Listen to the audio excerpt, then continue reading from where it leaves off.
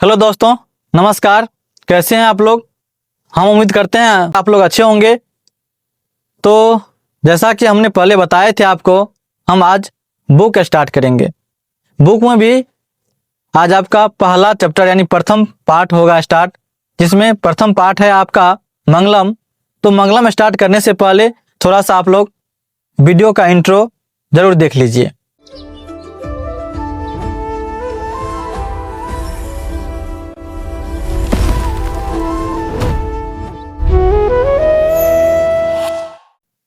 तो चलिए हम स्टार्ट करते हैं मंगलम पाठ। तो सबसे पहले हम मंगलम पाठ के बारे में जानते हैं। मंगलम पाठ जो है आपका कहाँ से लिया गया है? ये उपनिषद से लिया गया है। ये आपके एग्जाम में भी यहाँ से ऑब्जेक्टिव के रूप में देखने के लिए आपको मिल सकता है। तो हम लोग मंगलम पाठ को कहाँ से लिया गया? उपनिषद से लिया गया है। तो उपनिषद क्या होता है, थोड़ा सा उपनिषद के बारे में जानना यहाँ जरूरी हो जाता है माय डियर। तो उपनिषद क्या होता है, आप जिस तरह से आप अभी तो ऑनलाइन में हैं तो मेरे सामने बैठ के नहीं पढ़ते होंगे।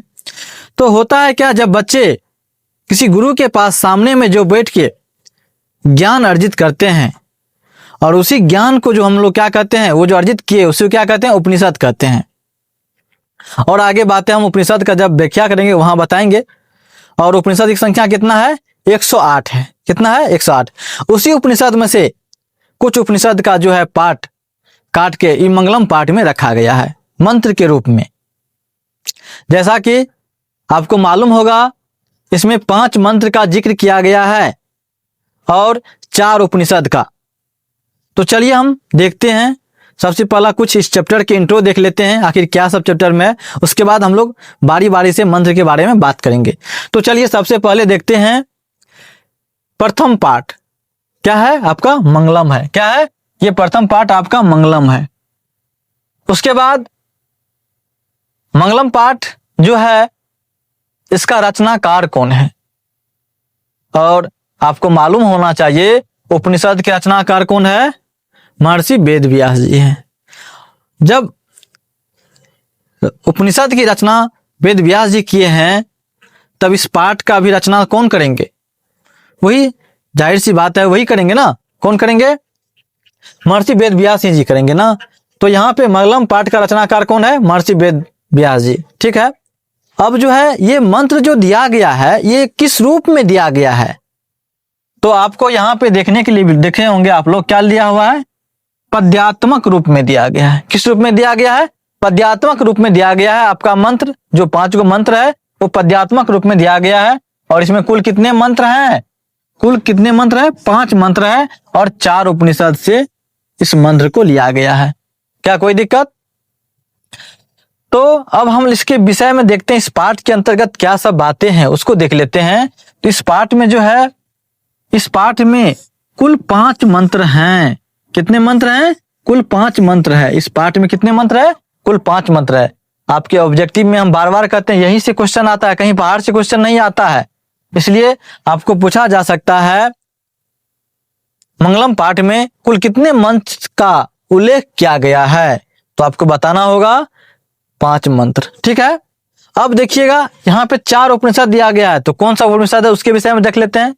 तो सबसे पहला दिया हुआ ईशावास्य उपनिषद। क्या दिया हुआ है? ईशावास्य उपनिषद। उसके बाद आता है कठ उपनिषद। क्या आता है? कठोपनिषद। उसके बाद आता है मुंडोक उपनिषद। और उसके बाद आता है श्वेताश्वतर उपनिषद से संकलित है। मतलब इस पाठ में जो है 4 उपनिषद से लिया गया है। और सबसे पहला ईशावास्य है, दूसरा है आपका कठ, तीसरा है मुंडक और चौथा है श्वेताश्वतर उपनिषद से लिया संकलित है। ठीक। इस पाठ के मंत्र मंगलाचरण के रूप में पठनीय है। इस पाठ के जो मंत्र को हम लोग पढ़ते हैं सो किस रूप नाम से जानते हैं? मंगलाचरण के नाम से जानते हैं। तो चलिए हम आगे देखते हैं। अगर आपको कोई दिक्कत हो तो आप लोग कमेंट करके जरूर बताइएगा, जिससे पता चले कि हाँ दिक्कत हो रहा है आप लोगों को। ठीक ना। तो चलिए हम आगे देखते हैं। आगे क्या है आपका? आगे है उपनिषद क्या है। उपनिषद क्या है, उपनिषद के बारे में हम लोग देखते हैं। उपनिषद एक ग्रंथ का नाम है। क्या नाम है? एक किताब का नाम है, कह सकते हैं सीधा सीधी आप। तो कह रहे हैं उपनिषद वे प्राचीन वैदिक ग्रंथ है। क्या है? वैदिक ग्रंथ है जिसमें या जिनमें परम सत्य, आत्मा, जीवन का उद्देश्य और ज्ञान के गहरे रहस्य बताए गए हैं। मतलब सीधा सीधी कह सकते हैं हम, जीवन किस तरह से जिया जाएगा, जीवन में क्या क्या कठिनाई आएगी, कैसे कैसे रास्ता से गुजरता है, सभी के बारे में हम लोग उपनिषद के बारे में ही, उपनिषद में ही देखते हैं। यहाँ पे देखिए क्या कर रहा है, परम सत्य। सत्य क्या है? मृत्यु क्या है? सत्य है, मृत्यु होना तय है, एक दिन एक ना सबका मृत्यु होता है। मतलब क्या? वो परम सत्य है, तो उसका अध्ययन हम लोग उपनिषद में ही देखते हैं। परम सत्य। आत्मा, आत्मा क्या है? आत्मा के बारे में हम लोग जहां जानते हैं, खास करके हम लोग उपनिषद में ही जानते हैं। आत्मा भी कहाँ? उपनिषद में। जीवन का उद्देश्य, हम लोग जो धरती पे आए हैं, क्या उद्देश्य है, क्या उद्देश्य लेके आए हैं। अभी आप लोग देखते होंगे अभी के युवा में क्या होता है, क्या उद्देश्य लेके आया है। रोड पे देखते होंगे सुइया भोंकता है, वही उद्देश्य लेके आया है। सारा गलत हो रहा है, समझे। तो हम लोग का जीवन का उद्देश्य होना चाहिए। आखिर हम लोग जो ये धरती पे आए हैं, क्या उद्देश्य लेके आए हैं, क्या कर रहे हैं, क्या सोच के भगवान भेजे होंगे हम लोग को, लेकिन हम लोग यहाँ क्या कर रहे हैं। ठीक ना, वही कह रहा है उद्देश्य समझिए, क्या आपका उद्देश्य है। ठीक ना। और ज्ञान के गहरे रहस्य बताए गए हैं। ज्ञान के बारे में भी कहाँ बताए गए हैं? उपनिषद में ही बताए गए हैं। दूसरा आपका जो परिभाषा है वो देखिए क्या है। दूसरा है उपनिषद एक ऐसा ग्रंथ है जो हमें बताता है कि, मतलब हम लोग को बताता है आखिर क्या है, हम कौन है। आखिर हम जो धरती पे आए हैं, हम कौन है, हम अपने बारे में या किसी के बारे में कौन? उपनिषद ही बताते हैं हम कौन है, यानी आत्मा क्या है, अर्थात आत्मा क्या है। उसके बाद ईश्वर कौन है, मतलब ईश्वर कौन है, यानी भगवान कौन है ना, यानी ब्रह्म क्या है।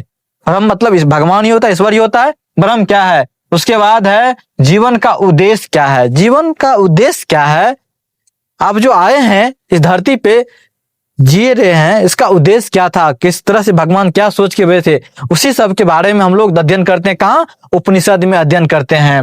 उसके बाद आता है उपनिषद की कुल संख्या। तो उपनिषद की कुल संख्या कितना है? 108 है। कितना है? 108 है।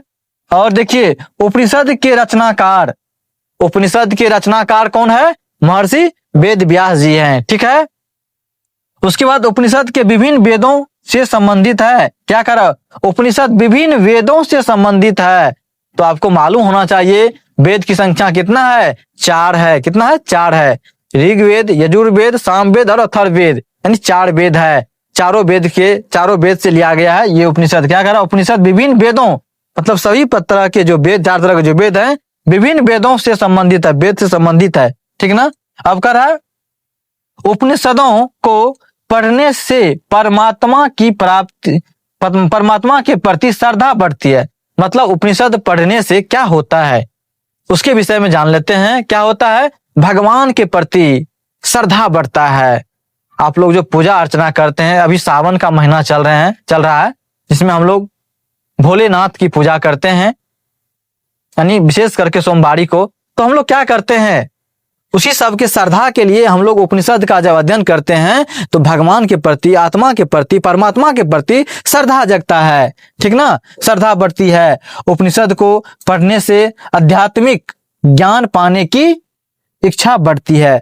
कहने का मतलब, आध्यात्मिक ज्ञान कहने का मतलब भगवान के प्रति, संसार में क्या चल रहा है, किस तरह से मनुष्य को जीना चाहिए, उस सब के बारे में हम लोग अध्ययन करते हैं, उपनिषद में ही देखते हैं। तो चलिए हम देखते हैं आगे। ठीक ना। तो क्या है, उपनिषद वैदिक साहित्य के अंतिम भाग में दर्शन शास्त्र के सिद्धांत को प्रकट करते हैं। क्या करते हैं? उपनिषद जो है वैदिक साहित्य के अंतिम भाग में दर्शन शास्त्र के सिद्धांत को प्रकट करते हैं ना।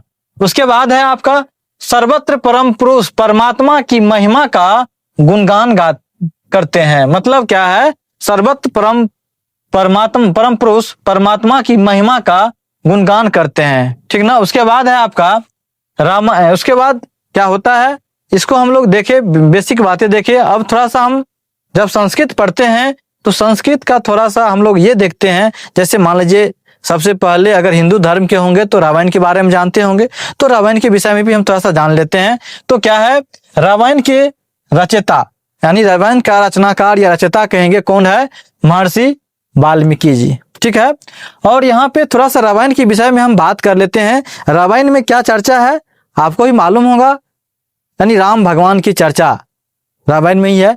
आखिर ये जो चर्चा किया गया है राम भगवान का रामायण में, तो आखिर किस भाषा में किया गया है आपको मालूम होना चाहिए। संस्कृत भाषा में किया गया है। किस भाषा में, संस्कृत भाषा में किया गया। रामायण की रचना किस भाषा में हुआ है, संस्कृत भाषा में हुआ है।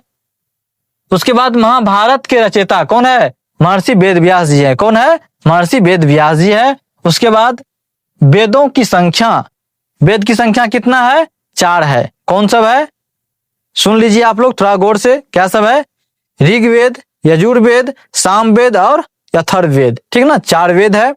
उसके बाद हम लोग देखते हैं वेद प्लस अंत, और वेद और जब अंत को मिलाते हैं तो क्या बनता है, वेदांत बनता है। क्या बनता है, वेदांत बनता है। और वेदों के अंत को क्या कहते हैं, वेदों का जो अंतिम भाग होता है, अंत में जो होता है उसे क्या कहते हैं, उपनिषद कहते हैं। क्या कहते हैं, उपनिषद कहते हैं। और पुराणों की संख्या कितना है, 18 है। पुराणों की संख्या कितना है, 18 है। उसके बाद आपको वेदांग की संख्या कितना है, 6 है। इस तरह से हम लोग मंगलम पाठ के परिचय को देखें। मंगलम पाठ में जो कितने मंत्र हैं, कितने उपनिषद है, आखिर उपनिषद आया तो उपनिषद क्या होता है, उसके विषय में हम लोग देखें। उपनिषद की संख्या कितना है, मोटा मोटी हम लोग इसमें जो जितना भी परिचय की बातें थी सारे हम लोग देख लिए।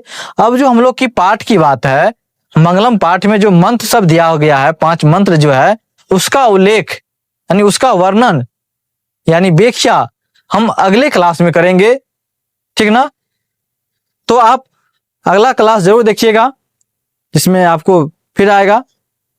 तब तक के लिए राधे राधे, धन्यवाद। अगर आप चैनल पे नए हैं तो चैनल को जरूर सब्सक्राइब कीजिएगा और वीडियो को लाइक कीजिएगा, और ज़्यादा से ज़्यादा आदमियों के पास इस वीडियो को शेयर कीजिएगा, जो अधिक से अधिक आदमी को लाभ मिल सके। कई गांव देहात के बच्चे भी होते हैं कि कहीं कहीं जो नहीं पहुंच पाते, वहां आप जो शेयर कर दीजिएगा। अगर आपके माध्यम से होता है, 1-2 भी आदमी का शेयर करते हैं तो उससे हमको ज़्यादा मोटिवेशन मिलेगा। ठीक, तब तक के लिए राधे राधे, धन्यवाद।